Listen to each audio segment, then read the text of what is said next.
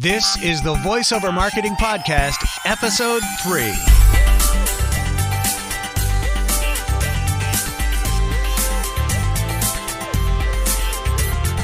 Hello and welcome to this episode of the VoiceOver Marketing Podcast.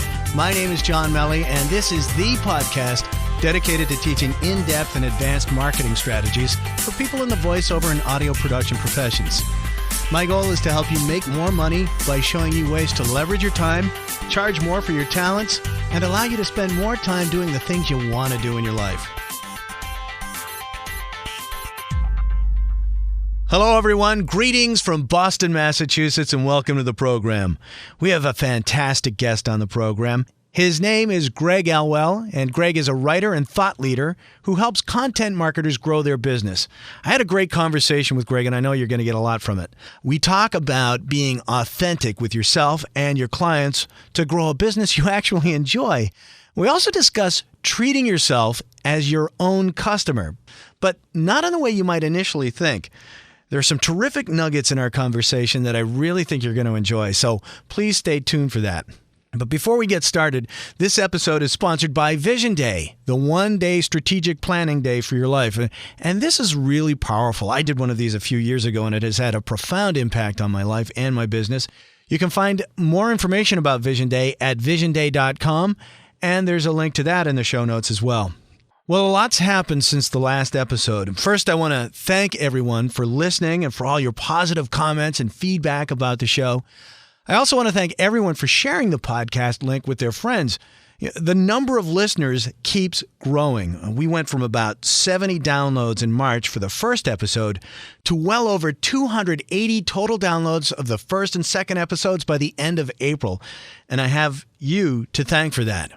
On a more serious note, I'd be remiss if I didn't acknowledge all the kind phone calls, emails, and text messages I received after the terrorist bombings at the Boston Marathon a couple of weeks ago. It has been very difficult, to say the least. I'm fortunate that none of my immediate friends and family were harmed, but as time goes on, we learn more about connections we have to people who were indeed directly affected.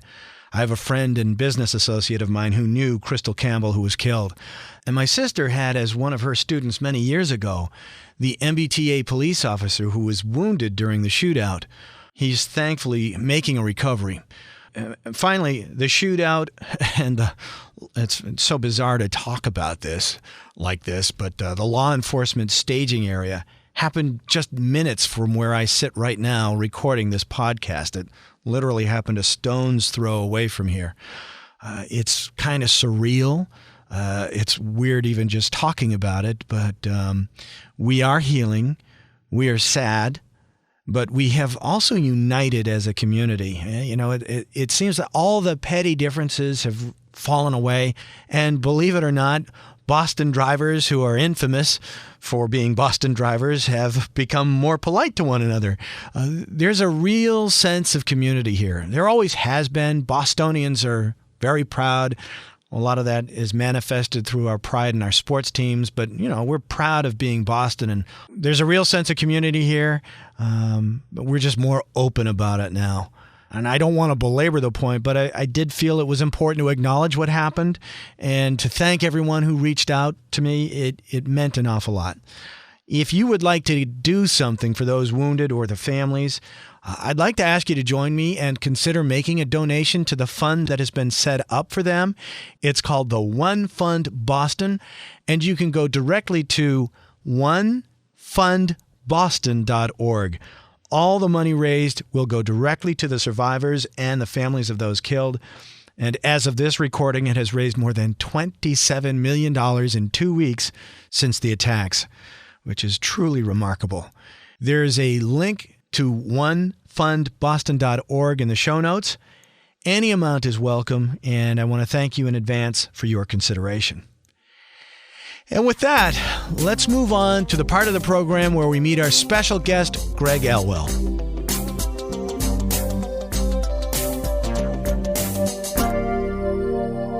Welcome back. My guest today on the VoiceOver Marketing Podcast is Mr. Greg Elwell. And Greg is a writer and thought leader helping content marketers build and take their online business to higher levels of influence and performance. Now, you might be wondering why I'm having Greg on the program today. And the reason is that regardless of whether you're writing or you're creating video or you're doing voiceover, we're creating content, whether or not it's a script that you've written or a script that you're performing for someone else, or if you're even putting together marketing materials for your business, you're creating content. So that's one of the reasons we have different folks from different industries on the program, is to expose you to a whole bunch of different stuff out there, and you can pull from it what you want. But let me tell you a little bit about Greg. He's the founder and principal of B2B Inbound, which is a top-rated certified HubSpot partner for content strategy and creation services. Greg's B2B Inbound blog is listed by HubSpot as one of the 39 fantastic inbound marketing blogs you ought to be reading. He's also been named to the list of 12 must-follow B2B marketers by Optify, which is a leading digital marketing software company.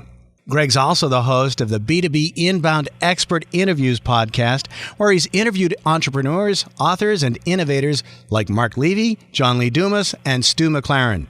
His podcast, like his writing and consulting work, focuses on motivating, inspiring, and equipping others to do their best work ever so that they can take their business to the next highest level. Now, before he started his marketing and consulting business in 2006, Greg was a marketing leader for more than 15 years in the wireless industry with companies like Cellular One and Sprint, which was formerly Nextel Communications. Now, Greg believes that we're all endowed with a unique creative genius, and by turning pro and doing our work, the work not only becomes self-fulfilling, but it may very well change the lives of the people we touch for the better. Greg and his wife, Tricia, have 6 children and 17 grandchildren that they love and they love to spoil. And Greg is an avid reader, a runner, and an RVer, and he says those are the 3 R's that help make life more brilliant and fun. You know, Greg, I could go on with your accomplishments and all your interests and everything, but let's jump in. How are you? Welcome to the VoiceOver Marketing Podcast. Hey, John, I'm great. Thanks for having me. It's an honor to be with you today, my friend. I should let everybody know that how Greg and I met was through podcasting. Indirectly, Greg had contacted me some months back to see if I could help him out with the intro to his podcast, which is the B2B Inbound Expert Interviews podcast. And I'll certainly provide a link to that in the show notes. And you can talk more about that, Greg, as we go along. But I've done that for Greg. And one of the things that I do with people that are new into my world here is I provide them with a background story. And Greg, correct me if I'm wrong, but you liked my story, and actually Greg interviewed me on his podcast sometime, and we got to know each other, and we enjoyed our conversations, and I think we enjoy each other's company on the phone, Greg. Absolutely. You know, it's really amazing, isn't it? I mean, how you meet people, you meet people online, you reach out, you help, and, it gets reciprocated, and you build relationships, and you wind up, helping each other out even more, and that's kind of what makes our world go around, doesn't it? And having these opportunities to share our experiences together and hopefully do some good. Yeah, I think this is kind of an evolving theme for this podcast. The previous episode, I interviewed Derek Chappell, who is an attorney, but he's also a voiceover talent, and we met online via Twitter and through blogging. And so this whole internet, social media, and multiple media platforms that we're all engaging in really is pretty amazing when you think about how you can really reach out and touch some lives. And I think that's some of the things that you talk about with the work that you do by creating. So, Greg, paint a picture of what your business is about. Before we dive in on that, I just want to remind our listeners, we have all kinds of listeners on the program. We have people from all types of different businesses, but we have a concentration of folks in the voiceover and production industry. And one of the things that I want to ask people to do is just listen to what Greg does with an open mind and sort of see how what he's doing in his business and the content that he's creating, how that can apply to the your voiceover and production business. So, Greg? Yeah, thank you. So as you mentioned, John, I've been an entrepreneur for about going on 7 years now, I guess. Okay. And I got started in this because I was working with a company called Nextel, and Sprint bought them, and they moved the headquarters to a different location, and I didn't want to move, so I kind of got that entrepreneurial spark, I think, and it's like I was 54 years old at the time. And I thought, if now is not the time, when is? And my dad was an entrepreneur as well. He started up his own body shop, and I worked in his shop, and I saw what, that meant to him and his life. And I just kind of always had that inside of me that I wanted to do something for myself and be my own boss, right? Yeah. So I launched out into it, and I first started doing, I was really interested in the internet.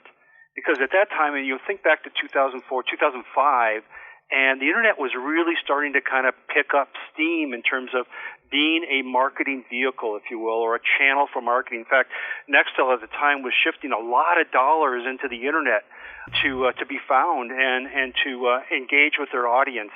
And I sat in with a bunch of meetings, marketing meetings, and listening about, how that was happening. And it just really gave me an interest in maybe pursuing that as a career as an entrepreneur. So I got involved. I started to teach myself how to develop websites using HTML and CSS and JavaScript and all that stuff. And I started designing websites for small businesses. And before long, I realized that it's not just enough to have a website and put content out there. You have to figure out how to draw people to those sites. So internet marketing began to get pretty big, and things like search engine optimization and different things like that. And then ultimately, of course, creating content. So after about 2 or 3 years, my business had just kind of evolved from doing web development to doing more. The term that's been coined now is inbound marketing. Okay. So instead of pushing information out there and trying to annoy people, right, by whether it's direct mail or telemarketing or, interruptive messages, inbound marketing seeks to draw people in based upon your content and how relevant and interesting it is to your target audience. Okay. And so this was just a real revelation for me and I think for many. And so I got involved with the inbound marketing methodology and strategy, so to speak, all centered around content. And about that time, I got interested in a company called HubSpot, which is out in Cambridge, Massachusetts. And they kind of coined the term inbound marketing, and they have developed a software, they call it an all-in-one software platform that helps businesses, small, medium, and large, create content and do the inbound marketing thing to attract their ideal audience. And so I started to work with customers that were on the HubSpot platform in order to help them work the tools, for one thing. They have keyword tools, there's performance tools, competitive tools, there's a blog tool, there's landing page tools, there's about 20-some different tools integrated into this one platform. But the key component is content. Mm-hmm. Without content, nothing works. Nobody's going to be interested. So I really, over the last, I would say, 2 years, I've really been focused on and specializing in creating content for my clients and helping them to create content that is going to appeal to their target audience, draw them in, generate some leads, and then eventually convert them from a lead to a customer. Interesting. The thing that comes to my mind, listening to your story, it's sort of like Field of Dreams. Build it and they will come. Not necessarily so, though, right? Yeah, no, but so maybe you could speak to that a little bit. I mean, you're not just creating any old content. You're using strategies to create content that's relevant to a particular audience. How do you match that relevant content, and then how do you draw people to it? Yeah. Well, first of all, I think, it's really helpful to understand that, the build it, they will come thing, it doesn't work. Yeah. It's just like HubSpot has this fabulous tool, this platform, if you will, but it's not a pill. It's not a silver bullet. You have to work it. It's just like the best analogy I can think of is, and it probably falls short, but it's the gym membership analogy, right? Okay. You could have a membership to the most fantastic gym in the world with all the machines, the programs and everything like that. But if you don't go and if you don't use those machines and you don't get involved and be active, it does you no good whatsoever. Right. So that's the first thing to realize is that there's a lot of fantastic tools and systems and platforms and strategies and methodologies out there, but you have to understand how to use them. You have to use them, and you have to use them in a way that's going to be relevant to your target audience. So, and appealing to them. So one of the things that I do, I'll just give you an example. One of the services that I offer is blog article writing, ghost writing essentially for clients who don't have the skills to write. They have the ideas, and they have the topics, and they have the messages, but they just don't have the time or the skills or the resources to actually do the writing. So what I've done with them is I've put together a 7-module program, basically, that starts them out. Well, the first thing that we have to do, Module 1, is understanding your goals. What do you aspire to? Why do you want to blog? What's the purpose in it in the first place? Mm-hmm. What's your aspiration? And then we develop some goals. And the second thing is, who is your target audience? Who do you want to appeal to? And what are they like? So we develop a profile. We call it a persona. I call it a blogging persona as to who you want to reach. And then the third module goes into, such things as developing your content mission statement. It talks about who are you? What do you have to offer? What makes you unique? And that's so important in content marketing, is that you don't want to go out and try to copy everybody else, but you want to understand what is it that you have to offer that nobody else has, and that's going to be attracted to your target audience. So that's just kind of give you an idea as some of the foundation blocks or the building blocks, there we go, of content marketing and the kind of approach that you really want to have. I want to back up a little bit because I want to direct people's attention to something that Greg said a moment ago, and that you go through this whole process of who do you want to attract. And I think there are a lot of folks in any business that if they've got a script and they're willing to pay people some money, or if I do some consulting work, or if they've got a check and they want to engage you, then that's okay. And that might not necessarily be the best business decision for you. I think by finding out who you want to attract, you're in a way kind of pre-selecting and finding people that you want to work with and attracting the kinds of clients that you want to have. Am I wrong? Oh, you're right on. Yeah. Absolutely. And a lot of times, John, those people are not that different from you. Mm-hmm. I counsel a lot of my clients that they look at other businesses that are similarly situated to them, and they try to be like them. Maybe they try to produce the same kind of content that they produce, and those kinds of things. And that really doesn't work. Yeah. So you really have to look at what makes you unique and special, and that what you have that nobody else has. And so what's your message? You have to not only look at your audience, but you have to look at yourself. It has to come from within you. And I think, that really speaks to, your audience, voice over artists and those that are in the audio production field. Mm-hmm. Because to make it work for them to stand out in a very competitive field, I'm sure, is they have to kind of find their voice, their calling, right. Their unique value. We call it a unique selling proposition, or what's our unique value proposition. Mm-hmm. And so a lot of people really look, I think, too much at the audience first. Mm-hmm. I think what you have to do is, and a guy by the name of Mark Levy said this, and I interviewed him on one of my podcasts. He wrote a book called Accidental Genius. He says, forget your audience and look first to yourself. What is it that fascinates you? What is it that interests you? What is it that you have that you just have to get out there more than anything else? Because the chance that there's more people like you than you think might be different from you is very great. You're not for everybody, but you're going to be for enough people as long as you understand who you are and how you can serve them. Sure. Does that make sense? Absolutely, and I totally agree with it. And it allows people to be their authentic self, and it makes their business much more pleasurable. And right. Here's the thing, I'm not everybody's cup of tea, and that's fine. And it's kind of taken me a while to not be a total people pleaser for everyone. But, I have an audience, and what, say again? Oh, I just said me too. Yeah, and I think a lot of us are from that, and I think there's a lot of people. I think there's a lot of forces in our culture and in the media that tries to get everybody to think, and agree that absolutely everything is hunky dory.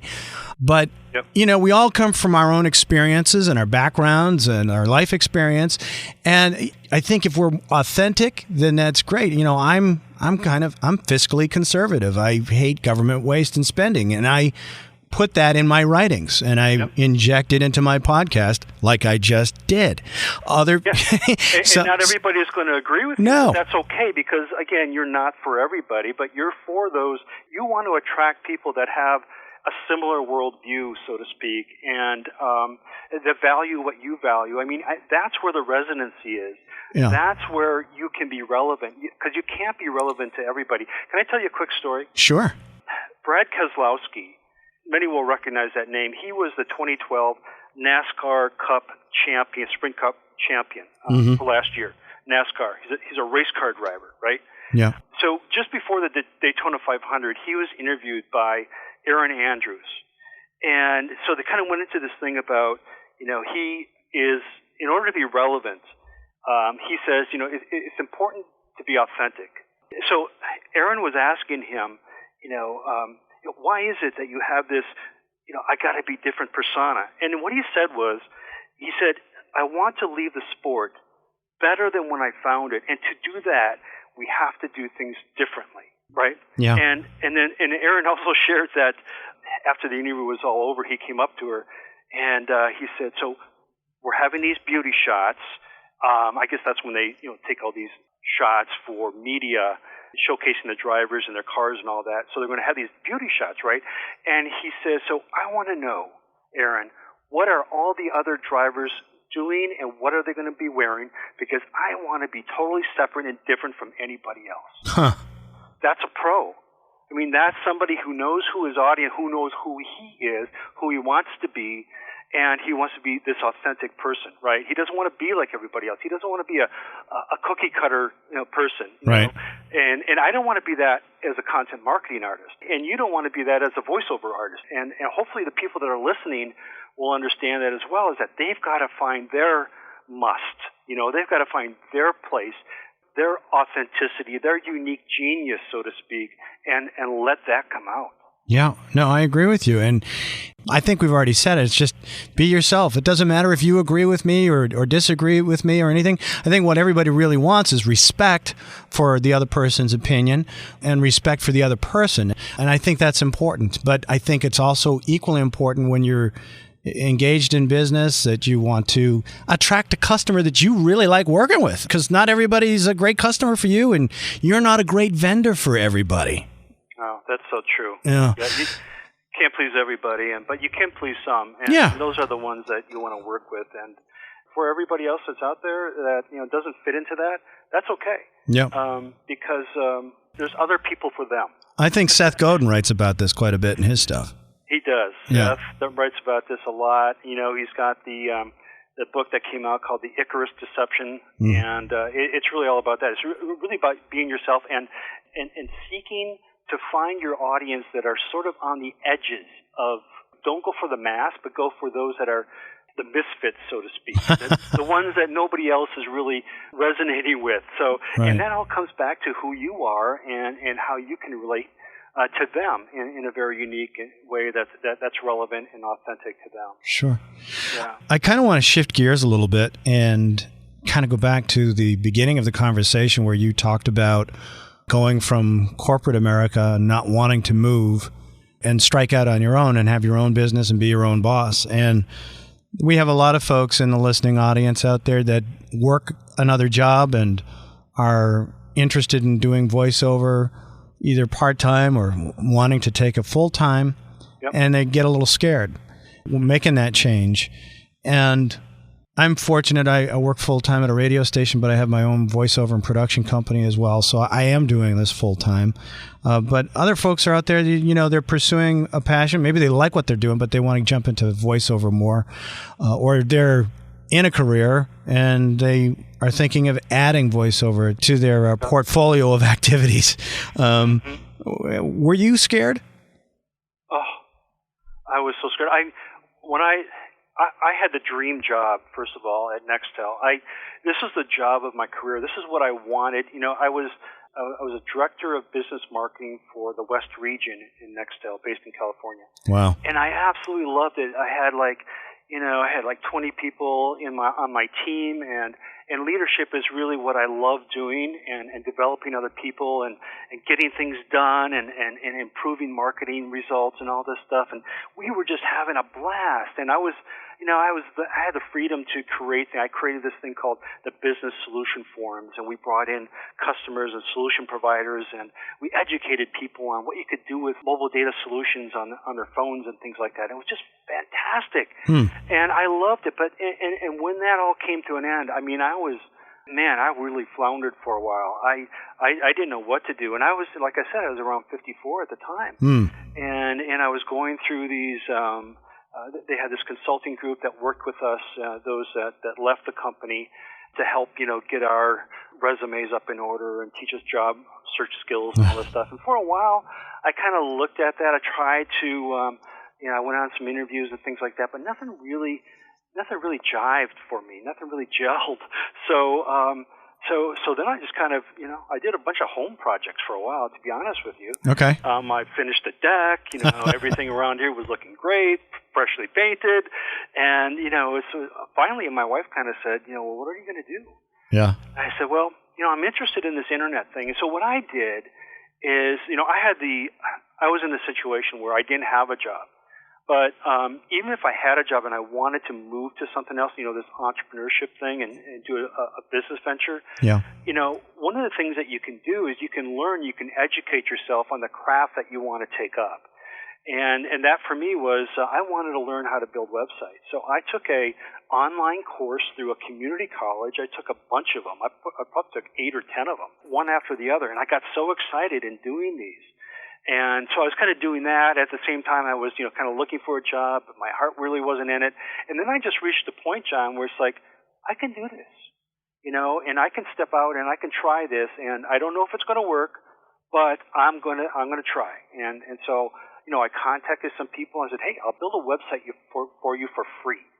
I just want to see if I can do this. Will you work with me? And they said, sure. So one thing led to another, but yeah, I was scared. I was frightened, and and of course, this is the thing that Stephen Pressfield talks about in The War of Art and Turning Pro and things like that. When we have these aspirations of something that we really want to do, something that's going to improve our lives, kind of take us to the next level, live our dream kind of a thing.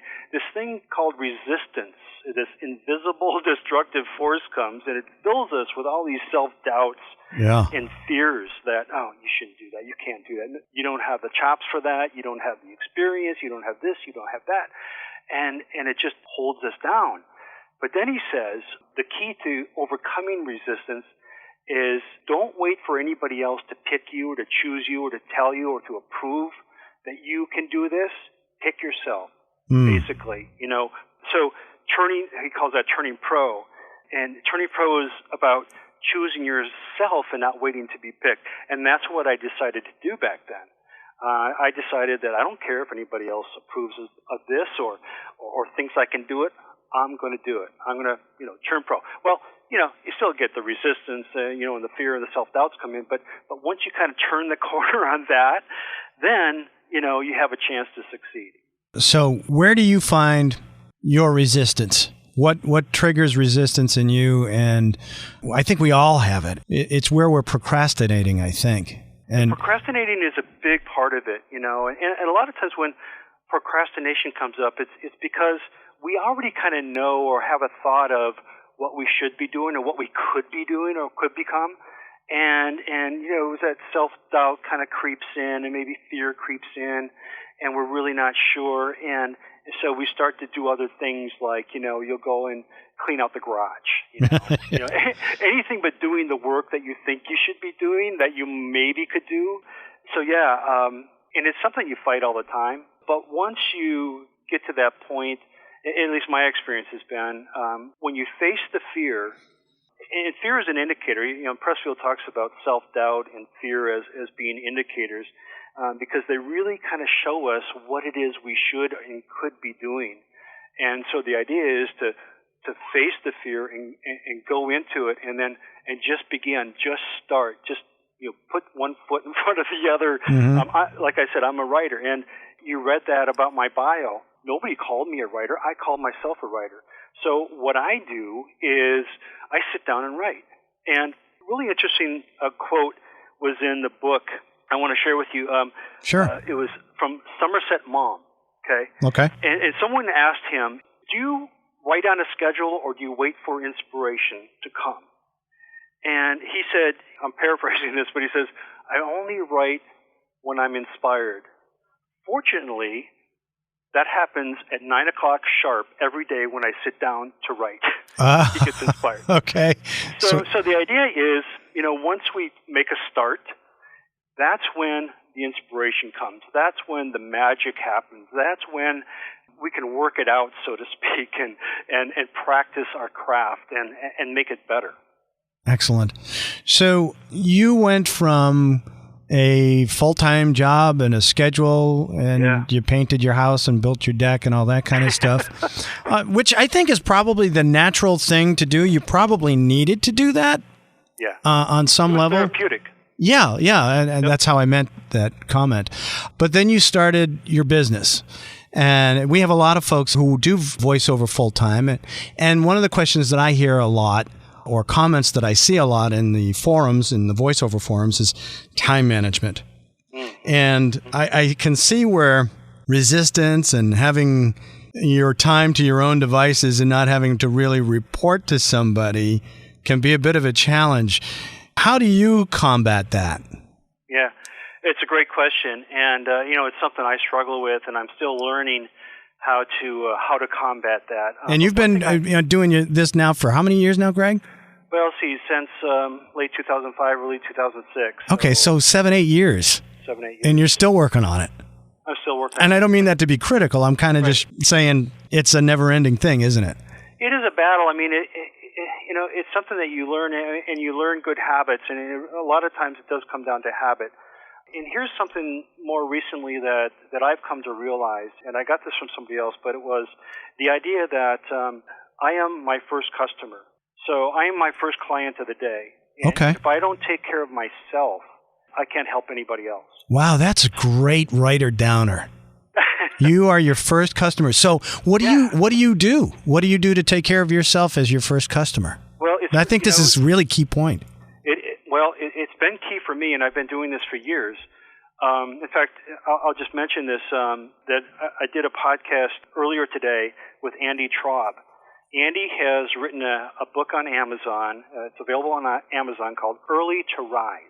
Okay. Okay, and it's all about what I've kind of said is being your first customer, taking care of yourself first, getting up earlier in the day perhaps, when maybe even before the sun rises, or whatever time you can kind of carve out. But it tends to work best in the mornings because that's when we're our freshest, that's when the creative juices are flowing, that's when our mind is still and things like that. So what I do is I get up at 5 o'clock every morning. Okay. Sometimes 5:30. Sometimes I'll sleep in on the weekends a little bit. Sometimes I get up earlier at 4:30. And I don't even set an alarm clock, but I get up at 5 o'clock, and I'm my first customer of the day, and I sit down. The house is quiet. My wife's asleep. The dogs, I let them out. They come in. I have my coffee, and I do some reading. And my pattern is I'll start with the Bible, and I'll have some prayer. And then I'll kind of work into a business book, something I'm really interested in reading, something that's, going to help improve or give me thoughts and ideas and kind of support, where I'm headed. And then I'll take a look, and I'll look at, blogs that I read that are important to me and the bloggers that I follow and things like that. And then I kind of take all that. And so this is about an hour or so into this, and then I'll check in on social media. And I don't spend all day on social media because social media can be a distraction. Mm-hmm. In fact, Pressfield said, the amateur tweets, the pro works. I mean, you can just really get wrapped up into social media. You could do it all day. And there was a period of time, like 4 years ago, when I was on Twitter all day long, in and out of Twitter and things like that. Okay. And it just became a distraction. So anyways, what I do is the things that I think about that morning, the things that I've read, the things that interest me, that have fascinated me, that I want to share with others, I will load them into social media. And by loading, I mean I use an app called Buffer app. Oh, I've heard of that. It's a great app, John. You should get it. Okay. And what it does is you can load in as many, links and tweets or posts or whatever you want into it, and it will put it into like a time slot and will send it out on whatever schedule you have set up. And so you don't even have to be there. You don't have to be present. You don't have to be doing this, throughout the day. It'll do it for you. And then all you have to do is, kind of check into it, every now and then throughout the day. And if somebody responds to a tweet, then you can, you'll know that. You can go in and respond in kind. So that's kind of my routine. And then after I do that, notice I haven't said I've checked email yet. Yeah. I used to check email first thing in the day. I get my iPhone, look at my email. Who wants to talk to me? Mm-hmm. And rarely anybody does, but we have this need, I guess, to be wanted or to be talked to, and we want, for self-worth or whatever, and we check our email. And I don't even check email. In fact, I haven't even checked it today yet. I haven't really had a time because I've been busy. But normally I check email like maybe around 10 o'clock in the morning. Then I wrote a blog post about that very topic. Did you? Yeah. I got to read that. Yeah, it was a while ago. Actually, it was something that was very well responded to. And I try not to check my email until afternoon because I learned this a while ago, because when you check your email and start responding, you're working on other people's agendas rather than yours. Yep. Yeah, and that's exactly the opposite of what I'm learning to do is, I need to be my first client of the day and my first customer. Yeah. And so then what I do is then I go into what I call my creative time. And that's, for me, that's writing. For you, it might be doing voiceover work or voice acting work or something like that. Mm-hmm. So I go into my writing mode, and from, about 7 o'clock in the morning to 9, maybe even the whole morning, it kind of depends on how it flows, is I'll go into my writing and my creative time. And sometimes that means, I'm creating notes for a podcast or something like that I've got coming up, or doing some research. But it's my time. It's time for me to be a creator instead of reacting to everything else that's happening. And I think that's so important. I think for anybody that's trying to make it as an entrepreneur, you've got to spend that time for yourself, and you've got to create. You've got to be an initiator and not a reactor to things, because we need to hear from you. We need to know what you think. We need to know what your message is. And if all you're doing is sharing everybody else's message and, being on social media all the time and consuming all these blogs and books all the time, you're not creating anything. That's really, really, I love this. This is a big takeaway for me for the, you've framed it in a great way. Be your own customer first, or you be your first customer. Yeah. Yeah. Right. I don't remember exactly where I got that, but I heard that and the light bulb just went off. No, that's really great. It was one of those things like, okay, that's got to happen. I got to make some changes. That's got to be the way I'm going to operate. And has it worked for you? What's that? What kind of an impact has that had for your business? Oh, I tell you, it's I don't know if you can even really measure it. It's meant so much for me.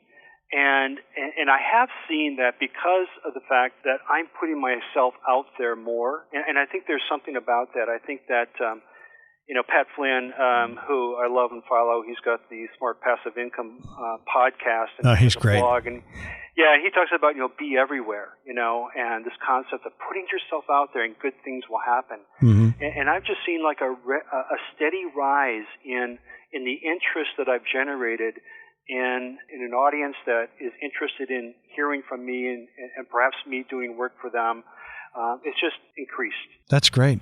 Yeah. So have you finished the part of the day that you're your first customer, or are you still your own customer for a while? I'm your customer right now. Oh, yeah. No, I meant in terms of your day. You said you worked up till around 9 o'clock or so as your creative time. What happens then? Then it's client work time. Okay. And so, once I finish my time, then I go into my client work. I check some email, but generally I get into my client work. And one of the things that I do in the morning too, and this is so important, is I set my own schedule. I take control of my schedule. So when I'm having that first couple of hours in the morning, one of the things I'm doing is I'm looking at what do I need to get done today? Who do I need to serve or help or what client work do I need to do today? And prioritize that. There's a great book by Leo Babauta called The Power of Less. And I read that book last year on vacation, and it really talks about, I think you mentioned this earlier, John, about eliminating certain things and focusing on the things that are really important. In the Power Less, that really talks about, so how to prioritize your day and don't try to do too much. But what he says is to have, he calls them MITs, most important tasks.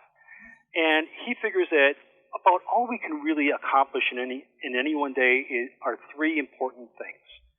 So I'm not really good at this, but I try to prioritize. What are the three most important things that I've got to get done today? And then the other thing is start with your hardest thing first. Yep. Because usually, you're more energetic, you're more, focused and things like that, and save the easier stuff till later when you can just kind of coast through it then. But do your most difficult things first. Interesting. Interesting. Yeah.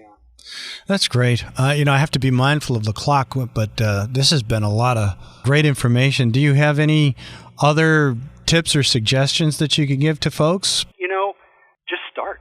Even if your job, maybe, or you have a career or whatever, and you're working and it's not what you really want to do, find some time, carve out some time in the margins of your life, and maybe there's some things that you need to eliminate and give up. Maybe TV is one of them. I love TV. My wife and I, we love to sit down in the evenings and watch TV. But think of this trade-off between what you're consuming and what you could be creating, what you could be building for the future, for your future. It's so true. And I once read I heard about this one designer who started a business off of side projects. He just, in fact, if anybody goes to Tattly.com, Tattly.com, that was a site that they sell temporary tattoos there. And the whole thing started by just kind of a whim in a side project of, wouldn't it be nice if we got some designers together and we just designed some tattoos and see what became of it? And one thing led to another. And now they've got this business online where they're selling these, they call them designy temporary tattoos. And it started as a side project. So, start where you have to, start where you can, and just, do the best you can and see what happens. That's fantastic. That is so funny. Temporary tattoos. The more I talk to people and learn about all kinds of different businesses that are out there, it always amazes me. And I guess that kind of brings us back full circle to being authentic and doing what you want to do and being who you are and attracting the type of customers you want. There are people out there who want temporary tattoos. So there's a business. Sometimes you never know what people want. That's amazing. And I always just say, just be true to yourself. Look to yourself first. What is it that fascinates and interests you? What's got your attention? And get that out there. Seth Godin does this a lot too. Someone asked him, they thought that because he's such a prolific writer, he writes a blog every day. He does all 14, 15 books or whatever. And what's the method to your madness, Seth? Are all these kind of connected and hooked together? And do you have some kind of a systematic way that you go about and planning this writing and things like that? He goes, no, I just notice things and I write about them. So what is it that you notice that maybe nobody else has? What's your unique view? And create something around that and get that out there, because that's probably the thing that somebody else needs to hear or see or experience from you. Interesting. Greg, this has been fantastic. I've enjoyed it. Yeah, I really appreciate the conversation and you carving some time out of your schedule to be on the program. If people are interested in learning more, what are the best ways for people to get in touch with you? And I will put this in the show notes as well, but if for folks in their car listening to the podcast or running, what's your contact info? Yeah, thanks. I'm at b2binbound.com. And that's B and then the numeral 2 and then the letter B again, correct? You got it, okay. Inbound.com. And I'm also on Twitter at Greg Elwell, and it's GregelWell. Excellent. Yep. Well, Greg, thank you. This has been great. I have so many takeaways from this, and I'm sure our listeners do too. What can I say? Thanks again for being on the program. It was wonderful. Hey, I've really enjoyed it, John. I just really like talking to you and appreciate fellowship and our relationship, and I look forward to continuing. I'm sure we will. Well, that's it for this episode of the Voiceover Marketing Podcast. If you liked this podcast and you thought we had some good thoughts to share with you, please subscribe to it at www.voiceovermarketingpodcast.com so you'll get notices of new episodes, and please share it with your friends and colleagues in the voiceover world. Also, it'd be a huge help if you'd like this podcast and rate it on iTunes to help keep it near the top of the list. Also, feel free to share your comments and questions about this episode and topics you'd like explored in future episodes at voiceovermarketingpodcast.com. Also, if you'd like more information on coaching and mastermind group opportunities where we focus on growing your business, feel free to drop me a line at my cyber assistant's email address at mike@johnmelly.com. Thanks for listening. And now go out there and share your voice with the world.